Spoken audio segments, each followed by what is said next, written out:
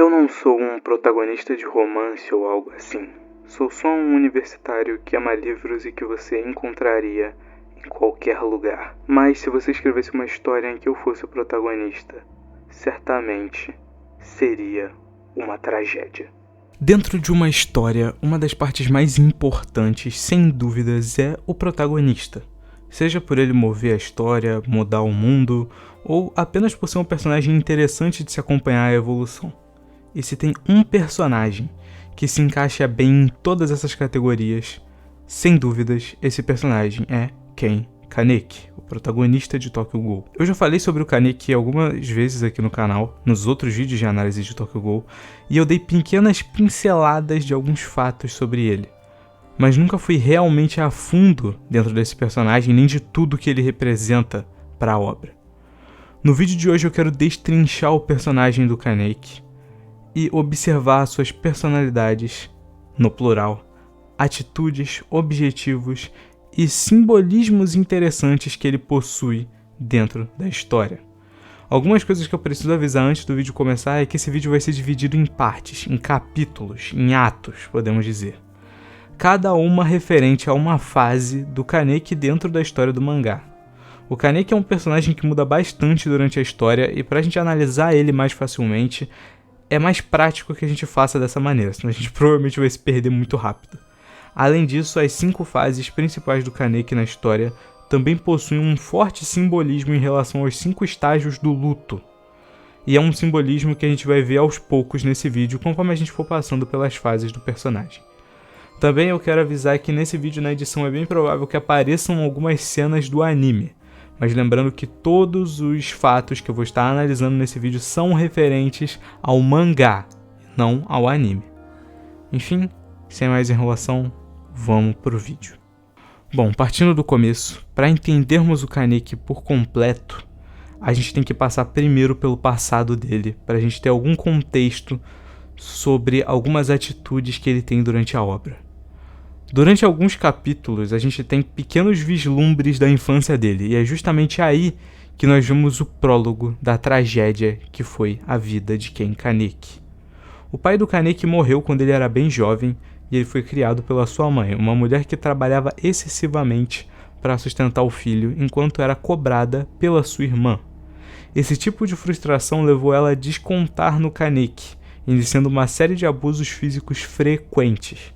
O trauma de apanhar da mãe desse jeito levou o Kaneki a suprimir essas memórias. E é aqui que a gente vê um dos traços mais importantes do personagem. O Kaneki sofreu traumas desde muito cedo. E a forma que ele encontrou de lidar com isso foi ocultando, foi suprimindo as próprias memórias.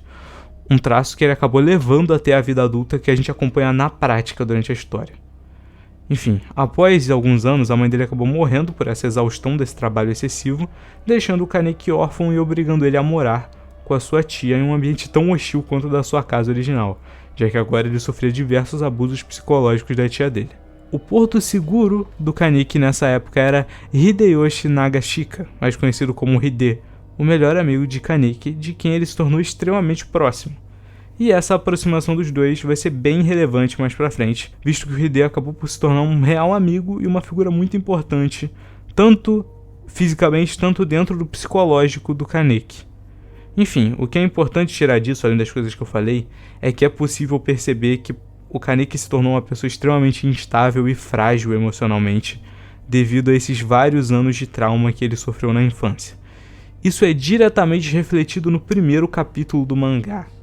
O momento onde ele conhece Arise. O encontro enigmático do Kaneki com a Arise no primeiro capítulo tem muitas camadas quando você observa ele mais a fundo, como a influência externa de alguns personagens nesse evento e coisas do tipo que ficam sendo deixados mais claro com o passar do mangá.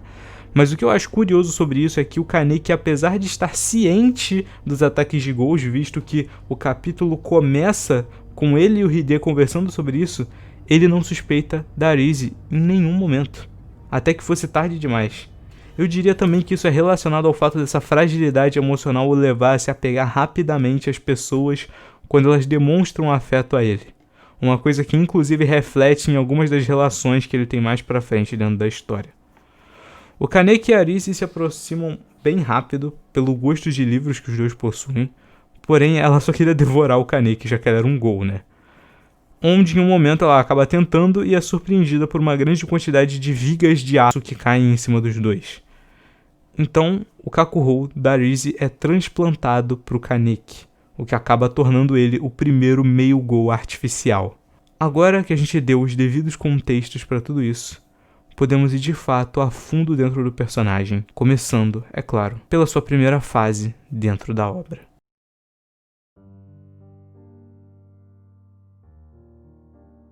A primeira fase que vemos do Kaneki dentro da obra é quando ele acaba de se tornar um Gol. Nesse começo, o Kaneki tem muitas dificuldades de aceitar a sua nova vida e, passando boa parte dos arcos iniciais, recusando a ideia de se tornar um Gol e consumir os humanos. Ele até tem alguns momentos de treinamento, mas só o necessário para ele sobreviver, né? Depois que ele entra na Anteiku. Essa fase do Kaneki tem algumas características bem particulares, como a sua relação com a Touka, uma coisa que vai ser bem importante mais pra frente no mangá. O Kaneki e a Touka começam não se dando muito bem, já que ela considera ele uma pessoa bem fraca e covarde, alguém que não tem coragem para se adaptar à fase nova da vida dele como um Gol, e esse conflito entre os dois é o que vai fomentar uma das principais discussões dentro da obra. A discussão se o mundo está errado ou não. Durante o arco da investigação da família da Hinami, é apresentado esse debate entre os dois. O Kaneki argumenta que o mundo está funcionando errado, o mundo é injusto e corrompido, e cabe às pessoas que vivem nele corrigi-lo para o jeito certo. Algo que a Touka retruca falando que o mundo não está errado, ele é simplesmente um lugar ruim. Não tem o que melhorar ou o que mudar, porque a essência do mundo em si é o problema. Eles dizem a palavra mundo, mas para vocês entenderem melhor, você pode trocar a palavra por pessoas, sistema ou sociedade. Tem o mesmo significado nesse caso do que eles querem dizer. O ponto quanto a isso é que essa discussão é trazida à tona várias vezes durante a obra de várias formas diferentes, com muitos personagens dando sua opinião de forma direta ou indireta quanto a esse assunto. O maior exemplo disso é a Eto e o Arima, que também enxergavam o mundo como o Kaneki e queriam refazê-lo do zero. Eu fui mais a fundo nisso nos vídeos próprios deles, dá uma olhada lá depois. Outro ponto que ocorre nesse mesmo arco é o primeiro conflito entre o Kaneki e o Amon. O Amon é um paralelo direto ao Kaneki em muitos aspectos, então a obra sempre coloca o Amon para se encontrar com ele em diversas fases dele, fazendo com que a gente sempre tenha um parâmetro de quanto o Kaneki mudou aos poucos pelos comentários do Amon durante as lutas entre os dois. Nessa primeira luta é onde o comportamento anormal do Kaneki em relação aos outros Gols faz o Amon questionar as próprias ações dentro da CCG. Afinal, o Kaneki renega esse lado Gol e simplesmente se recusa a matar o Amon de todas as maneiras possíveis durante a primeira luta deles, mesmo que ele tivesse poder para fazer isso. Esse ato do Kaneki renegar o seu lado Gol reflete diretamente no que essa fase dele representa. Essa fase do Kaneki representa a negação, o estado do luto onde o indivíduo nega a perda recente e tenta a todo custo voltar ao seu antigo dia a dia, mesmo que isso seja impossível. Isso é retratado de muitas formas. O Kaneki usa um tapa-olho para tampar o seu único olho de Gol quando ele não está nas batalhas, rejeita se alimentar e continua a chamar os Gols de monstros, mesmo morando e fazendo amizade com eles. Esse comportamento do Kaneki começa a mudar lentamente conforme ele vai sendo exposto ao mundo Gol, até que chega o arco da Aogiri, e a chegada de um personagem que mudaria o Kaneki para sempre. A chegada do Jason é algo que marca o Kaneki. É uma brutalidade pura e tortura, uma força esmagadora que arranca abruptamente o Kaneki dessa mentalidade que ele tinha. Durante a tortura que o Kaneki sofre nas mãos do Jason, a gente tem alguns elementos bem importantes dos personagens sendo apresentados. A centopeia, o estalar de dedos, o 1000-7 e principalmente a principal filosofia do Kaneki. Se machuque ao invés de deixar os outros se machucarem. Esse comportamento é um reflexo distorcido das memórias que o Kaneki tinha da sua mãe. Afinal, na memória dele, ela era apenas uma boa pessoa que sofreu para que ele pudesse sobreviver, porque ele suprimiu as memórias do que ela tinha feito com ele. E vocês podem até parar para observar que o Kaneki tem esse comportamento intrínseco durante toda a obra.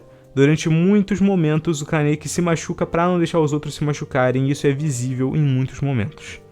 Mas enfim, após algumas situações, o Kaneki conversa com a Arise dentro da própria cabeça e finalmente compreende quem ele é, um Gou. E assim ele se levanta, o seu cabelo fica branco e ele se torna algo que ele já deveria ter aceitado que era há muito tempo.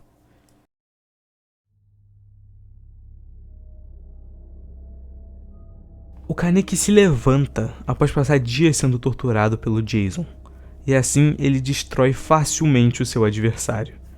Isso nada mais é do que a primeira demonstração do que é a segunda fase do Kaneki dentro da obra. Após o cabelo dele ficar branco e ele aceitar o seu lado Gou, o Kaneki se torna alguém sanguinário. A ideologia principal dele passa a ser ficar forte para proteger quem importa, independente do que for preciso. Por isso, durante esse meio tempo, ele devora diversas Kagunis e Kakurous para se tornar mais forte, até eventualmente desenvolver uma Kakuja. E o design da Kakuja do Kaneki é um detalhe muito específico e que reflete diretamente um dos elementos do personagem. Quando nos é explicado como uma Kakuja funciona, eles dizem o seguinte: o tamanho e poder de uma Kakuja tem a ver com a quantidade de células RC de um Gou, mas o formato e a aparência vem sempre da imaginação do usuário. A Kakuja do Kaneki tem justamente o formato de uma centopeia, referenciando diretamente a centopeia que o Jason usou na tortura dele. Além do Kaneki também ter pego diversos pequenos hábitos do Jason, como o estalar de dedos. Tudo isso é reflexo do que essa segunda fase representa. Essa segunda fase do Kaneki representa a raiva. O estado onde o indivíduo, após perceber que não pode recuperar o que foi perdido, entra em um frenesi furioso e irracional. Isso é refletido diretamente em duas coisas que o Kaneki faz durante esse arco. A primeira é a Kakuja, como eu falei, um poder que desperta os instintos mais primitivos e agressivos de um Gou, e a segunda é a postura que ele tem durante essa parte da história. O Kaneki se torna alguém muito mais brutal e objetivo em todos os aspectos. Abandona a Anteiko, faz sua própria equipe para conseguir encontrar o Kanou, o homem responsável por transplantar o Kakurou da Arise nele, apenas para descobrir que ele era só um experimento do Kanou que deu certo. E nesse momento, dentro do laboratório, a gente tem o segundo conflito entre o Kaneki e o Amon, onde, como eu falei antes, o Amon fala abertamente que aquele não era o mesmo Gou que ele havia encontrado antes.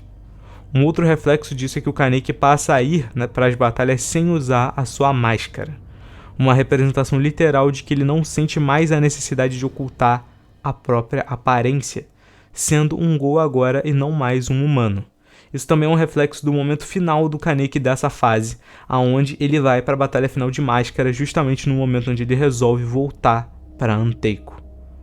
Além disso, a gente também pode mencionar o momento em que o Kaneki se encontra com a Touka. Eles têm uma discussão breve sobre os objetivos do Kaneki, sendo esse o momento onde ele começa a realmente questionar se ele estaria agindo da maneira equivocada ou não, e ele resolve dissolver o grupo dele após isso, mas infelizmente já era tarde demais.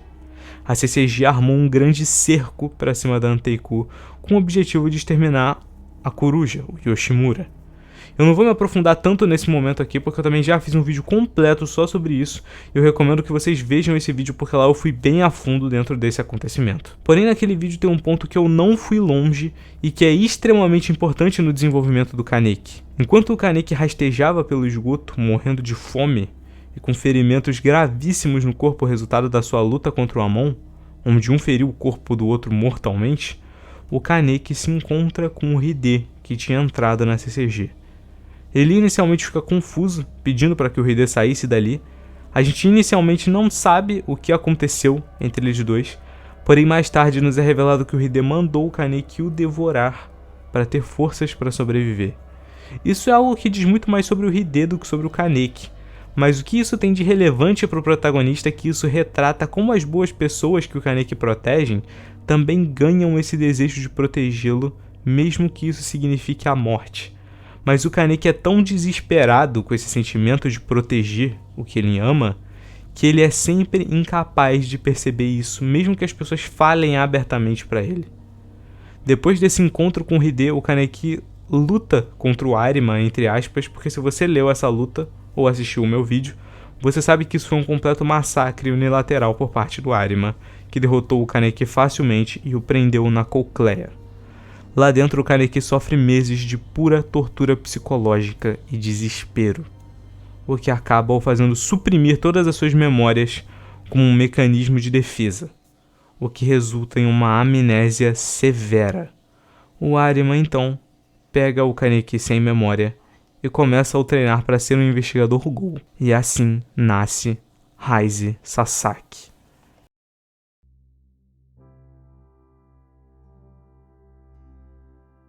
No começo de Tokyo Ghoul RE, o mangá nos deixa confusos, nos apresentando um personagem novo chamado Raize Sasaki, o líder do Esquadrão Quinx. Após alguns capítulos é que nós temos a revelação de que esse Raize é o próprio Kaneki, que após perder a memória foi treinado pelo Arima e ganhou uma nova identidade.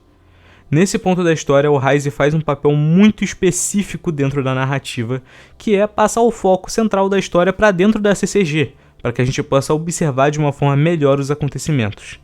Ele cumpre esse papel muito bem, só que tem um grande problema nesse sentido. Os membros do Esquadrão do Raize são tenebrosamente desinteressantes.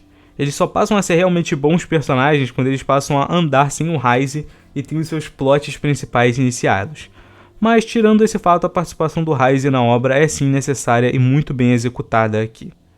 O Raize é um personagem que eu vejo sendo criticado por muitas pessoas, muito porque, como eu falei, essa parte da obra é realmente meio fraca em relação às outras, mas eu acho que o Raize é um personagem bem sólido e que carrega muitas características do Kaneki, afinal, ele ainda é o Kaneki. Eu diria que um dos simbolismos mais legais que o Raize possui em relação a isso é o cabelo, que apresenta as cores preto e branco. O que eu acredito fortemente é que a cor do cabelo do Kaneki em cada uma das suas fases representa o quanto ele está mentindo para si mesmo. No caso, quanto mais escuro, mais representa o quão perdido ele está dentro da sua própria mente. No caso do Raize possuir as duas cores, representa justamente a dualidade do personagem. Ele possui o cabelo preto por ter perdido as memórias e o cabelo branco por ainda estar sendo verdadeiro consigo mesmo. Afinal, ele realmente acredita ser o Raize Sasaki, mas a parcela preta no cabelo dele representa a presença do Kaneki original dentro da mente dele, que a gente vê diversas vezes dentro do começo de Tokyo Ghoul RE. Indo para a história em si, a gente tem algumas coisas interessantes, como a relação dele com o Arima e com Amado, e justamente essa relação que tornou o Raize tão diferente do Kaneki. Enquanto o Kaneki sofreu momentos terríveis em sua infância nas mãos de sua mãe, o Raize enxergava o Arima e Amado como figura paterna e materna, e como eles realmente o tratavam bem, o Kaneki acabou por ter uma relação estável com eles, criando laços extremamente profundos, principalmente com o Arima. No vídeo de análise do Arima, eu cito como isso é importante para o personagem do Arima, já que esse tempo que ele passou com o Raize foi o que fez ele demonstrar os seus sentimentos verdadeiros com mais frequência. O Raize aflorou no Arima um tipo de coisa que ele muito provavelmente não esperava que ia acontecer, fazendo com que os dois realmente se conectassem de forma verdadeira. Por mais que o Raize tivesse uma vida quase perfeita com os seus amigos, pais de consideração e sendo um investigador da CCG, tudo isso teria tempo para acabar. Com o tempo, as memórias do Kaneki afloram cada vez mais na mente dele, conforme as lutas se passam, algo que o Raize tenta suprimir com todas as forças. Afinal, essa terceira fase representa a barganha, o estado onde o indivíduo tenta desesperadamente negociar com uma força maior para conseguir obter de volta o que perdeu.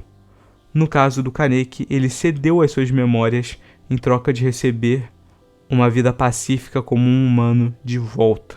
O mais interessante disso tudo é que, mesmo após tantos esforços de tantas pessoas queridas para o Kaneki, ninguém é capaz de fazer ele voltar a si, de tão profundo que ele estava dentro dessa personalidade do Raize. A única que foi capaz de despertar as memórias adormecidas do Kaneki foi Aeto Yoshimura, que também é a autora dos livros favoritos dele, que entra em conflito com ele e retira ele do seu sono, o trazendo de volta, porém de uma forma bem diferente.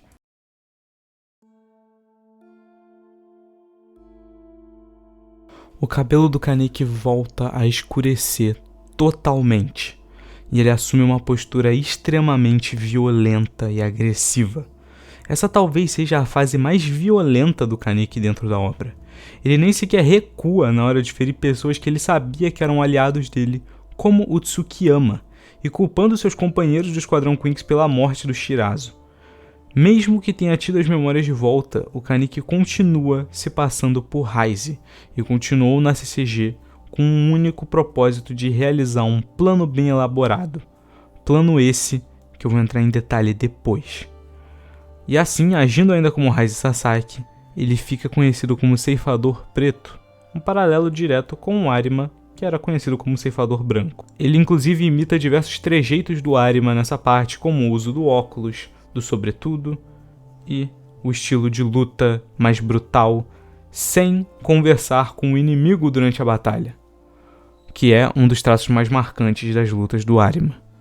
O que também é bem notável é que o Kaneki assume uma postura mais fechada e fria não só durante as lutas, mas o tempo todo durante esse arco, agindo de forma quase apática em muitos momentos, mesmo frente a situações extremas e fazendo muitos monólogos internos, sendo isso muito provavelmente uma representação do que essa fase significa.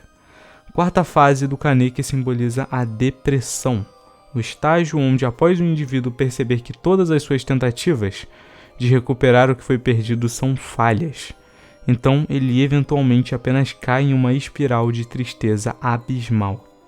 Essa fase do Kaneki, no entanto, também é a mais curta de todas. Ela tem sua conclusão no arco da Colcleia, onde o Kaneki planeja agir para tirar a Hinami da prisão, enquanto auxilia seus amigos na fuga.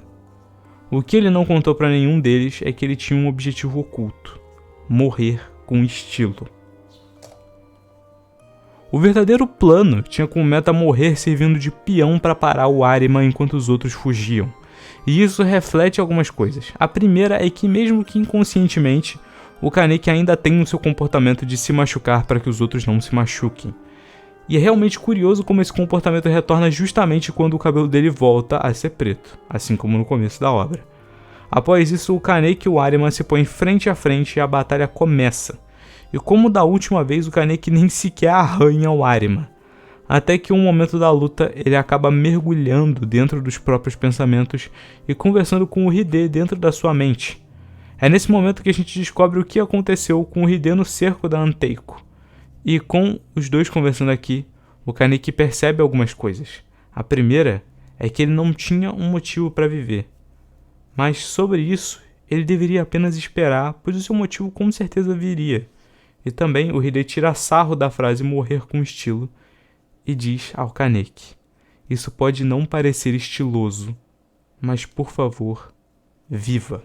Porque o Kaneki, esse ato dele querer morrer com estilo, não significa que ele realmente estava se sacrificando pelos outros porque ele queria muito salvar as pessoas e coisa do tipo, não. O Kaneki estava usando isso como uma desculpa para simplesmente deixar o Arima matar ele na invasão. O Kaneki não aguentava mais lutar e ele queria acabar com tudo naquele momento. Mas essa visão que o Hide dá a ele dentro da mente dele nesse momento é o suficiente para que o Kaneki possa se reerguer. E assim, honrando o pedido do seu amigo dentro da sua cabeça, o Kaneki se ergue novamente. Seu cabelo volta a ser branco e ele se põe de frente ao Arima, pronto para vencer a batalha.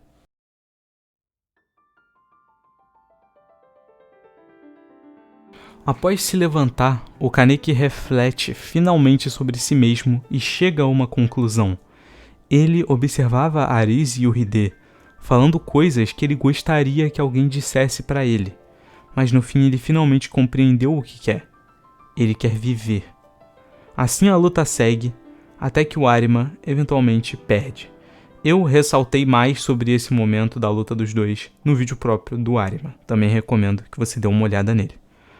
E o Arima se finaliza e perde a batalha, para concluir o plano dele e da Eto para o Kaneki, torná-lo um símbolo para os Ghouls e para os humanos, o Messias que guiará o mundo para a nova era, o Rei de um Olho. O Kaneki aceita o seu destino e se torna o rei, fundando uma organização chamada GOAT com o objetivo de reivindicar um mundo melhor. O Kaneki que a gente vê nessa fase é o definitivo. Ele é extremamente assertivo, se permite sentir seus sentimentos ao contrário do Ceifador Preto, mas não deixa eles dominarem ele como fazia da primeira vez que seu cabelo ficou branco. O Kaneki agora é estável. Ele ganhou um motivo e se tornou o símbolo que o Arima e a Eto queriam que ele fosse, sendo capaz de unir diversos grupos rivais dentro da GOAT, como humanos e Ghouls, com um objetivo em comum. E eu acho que aqui é onde fica claro uma das capacidades mais incríveis que o Kaneki possui, que ele já demonstrava ter, mas que aqui fica muito mais aberto para a gente observar: a liderança. Ele não se torna só um símbolo.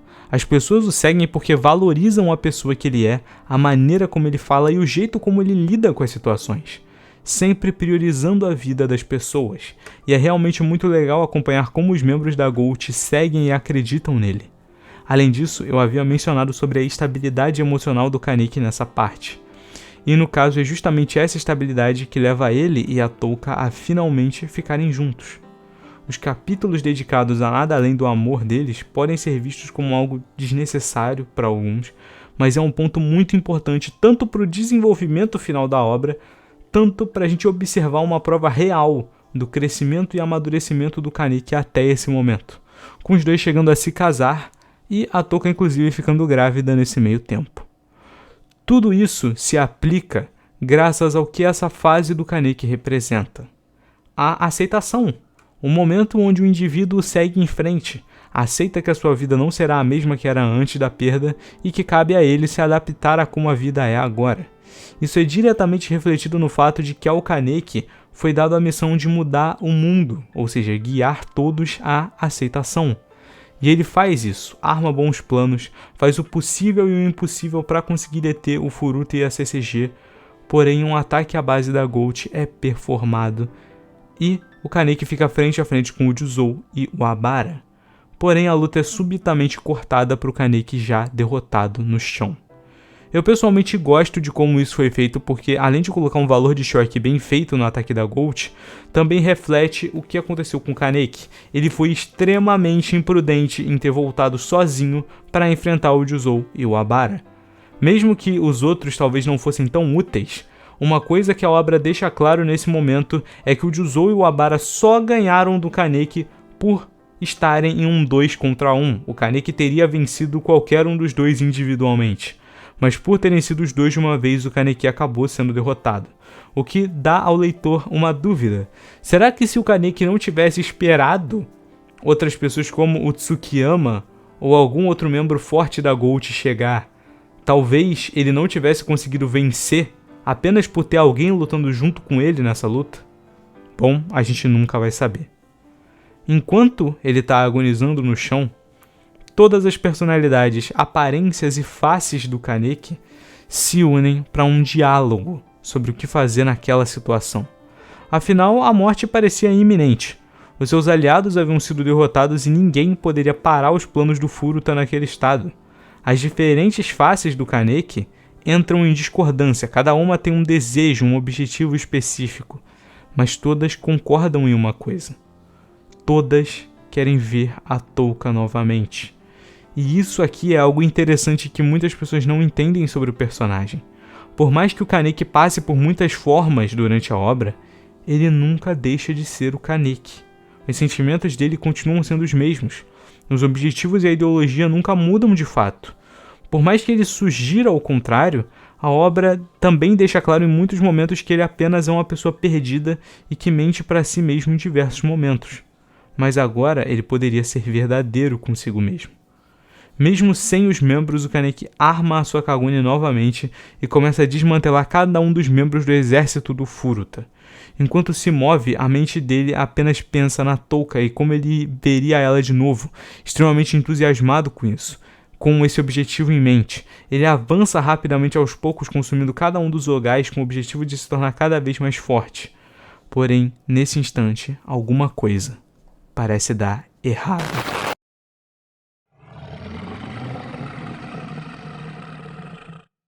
Uma criatura enorme se arrasta pela cidade de Tóquio, destruindo tudo no caminho e matando dezenas de pessoas. Esse ser é o dragão, uma grande quimera formada por um aglomerado de Kagunis e células RC condensadas. Ninguém mais, ninguém menos que Ken Kaneki. Esse é um dos momentos mais agonizantes de Tokyo Ghoul. Eu não vou tão a fundo dentro desse aspecto agora, porque esse momento é tão absurdo e complexo que ele merece um vídeo completo dedicado somente a ele. Mas o que é importante para mencionarmos aqui é que o dragão foi formado pela junção da Kaguni do Kaneki que acabou se fundindo com os Kakurous dos Ogais, que também tinham Kakurous formados pelo original da Arise, assim como ele.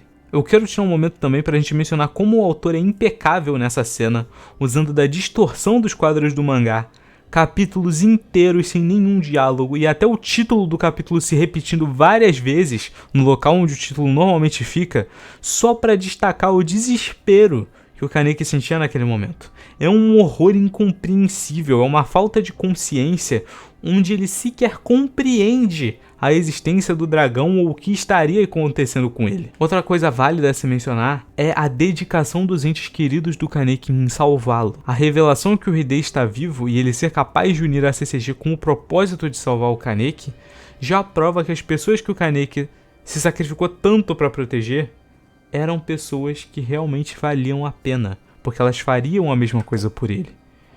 Enquanto o dragão destrói Tóquio, o Kaneki acorda em um cenário estranho, mas um local mental, um grande oceano cujo fundo era lotado dos corpos das pessoas que o dragão matou lá fora.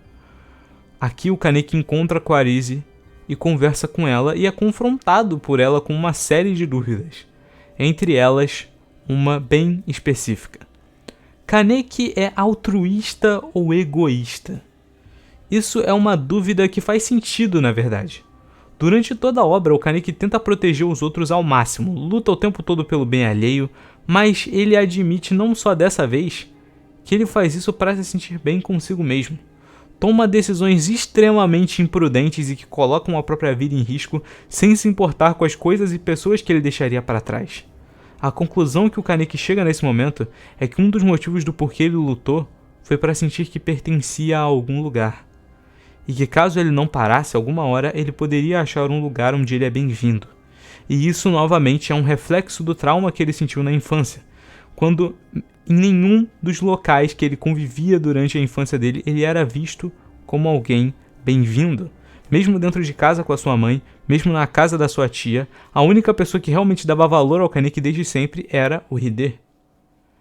E, após alguns minutos desse diálogo, Arise conta a sua história ao Kaneki, algo que motiva ele a sair dali, afinal, ele ainda precisaria vencer o Furuta.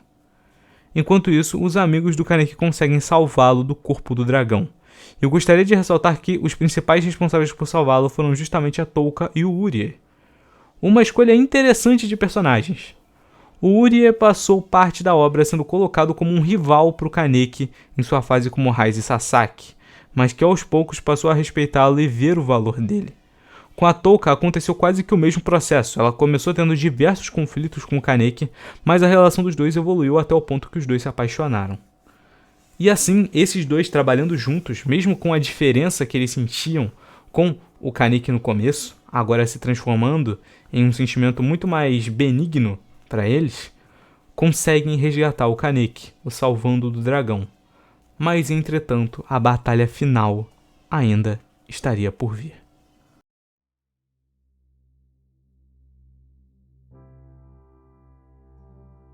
A primeira coisa que o Kaneki faz ao despertar é questionar sobre o Hide quando descobre que ele está vivo. Então nós temos finalmente o reencontro entre os dois. A decisão do Kaneki de ver o estado dos ferimentos do Hide conclui o arco da relação dos dois de uma forma muito bem feita e interessante. O Hide admite que apenas deixou o Kaneki o devorar daquela forma por puro amor. Os dois eram melhores amigos de uma forma genuína, o porto seguro um do outro, e isso nunca mudou. Mesmo em lados opostos, nas circunstâncias mais improváveis, a amizade dos dois continuou mútua e estável. Ao mesmo tempo, também é interessante notar o senso de responsabilidade que o Kaneki sente pelas ações do dragão. Mesmo que ele não tivesse escolha a não ser lutar contra o Furuta e os Ogais, as consequências dele ter sobrevivido foram bem graves. mas ele sabe exatamente o que fazer para vencer esse obstáculo final e não entra em pânico com isso. A última parte necessária para encerrar essa grande linha de conflitos. O Kaneki e o Ayato mergulham dentro do corpo do dragão, que ainda está sendo mantido vivo pela presença da Arise como núcleo no lugar do Kaneki. Assim, enquanto o Ayato lida com alguns obstáculos e inimigos que apareceram, o Kaneki se encontra com o Furuta, iniciando a batalha final dos dois. Essa batalha final é muito mais interessante do que parece, mas ela tem muitas camadas, então vamos por partes. Inicialmente é notável quanto o Furuta e o Kaneki são paralelos e opostos ao mesmo tempo. O Furuta age justamente como um obstáculo literal e ideológico para o Kaneki. Ambos representam coisas opostas. Enquanto o Kaneki seria o responsável pela paz, alguém que aprendeu com os próprios erros, fez aliados e busca incessantemente lutar para acabar com o conflito, o Furuta é caótico, alguém solitário e que só queria viver na normalidade, mas como não conseguiu, resolveu enterrar o mundo com a própria frustração. Um debate ideológico extremamente bem feito e coeso com o que foi apresentado dos dois até então. Antes eu havia falado que o Furuta e o Kaneki são diferentes, mas eles têm muitas características em comum também. Nós temos coisas como o Kakuhou dos dois terem vindo do mesmo lugar, os dois serem meio gols artificiais e terem estilos de luta semelhantes, mas principalmente a relação que os dois possuíam com Arise, sendo uma peça importantíssima no passado dos dois e na origem das suas ideologias. No caso do Kaneki, por ela ter sido o pontapé inicial para a jornada dele começar, e no caso do Furuta, por ter sido quem influenciou direta ou indiretamente grande parte das questões que existem ao redor do personagem dele. O Furuta é um antagonista incrível, eu também pretendo fazer um vídeo só sobre ele, possivelmente pode ser o próximo vídeo de Tokyo Ghoul que vai sair, porque a gente tem muito o que conversar sobre ele e como ele foi construído dentro da obra. Mas voltando à luta, outros aspectos bem interessantes são como o Kaneki usa tudo que tem nessa luta, literalmente toda a experiência acumulada de todas as suas fases. Isso vai desde coisas básicas como o jeito que ele se comporta na batalha, até nos seus poderes, como o uso da Kakuja evoluída ou a Quink improvisada que ele faz, uma réplica da Quink que o Raize costumava usar.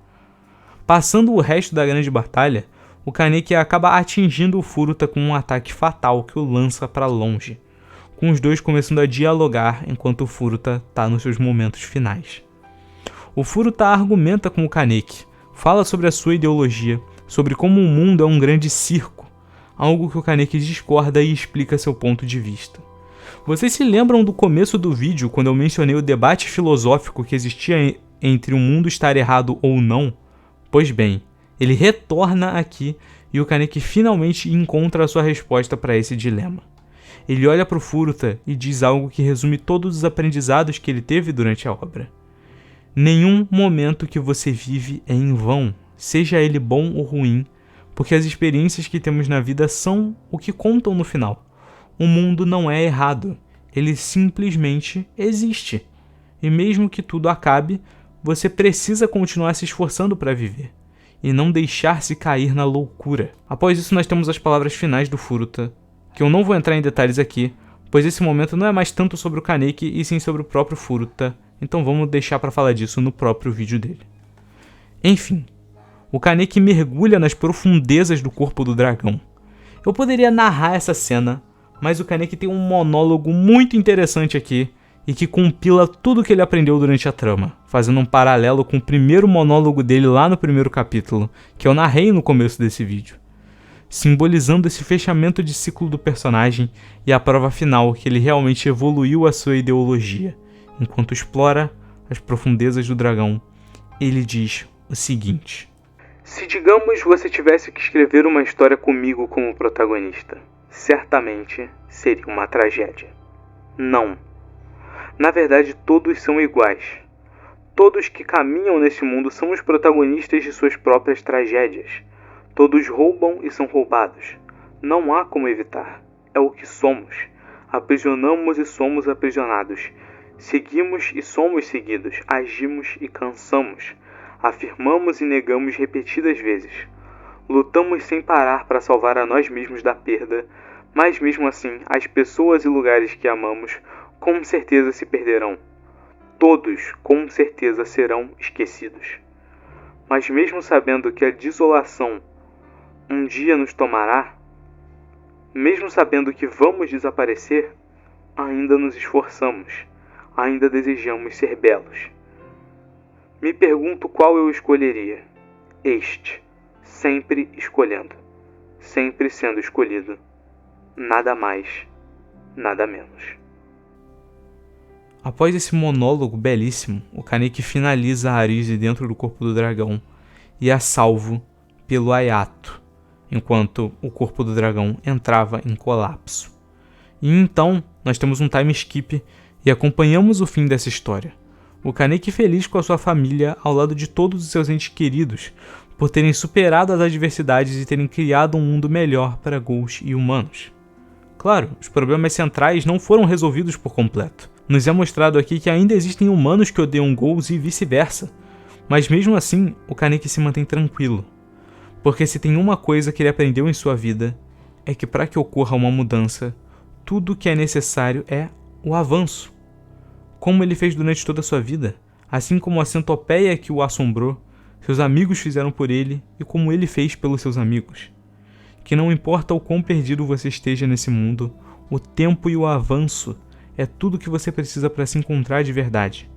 Não importa o quanto ou quantas vezes você mude a sua identidade, a sua essência, sempre será o mesmo.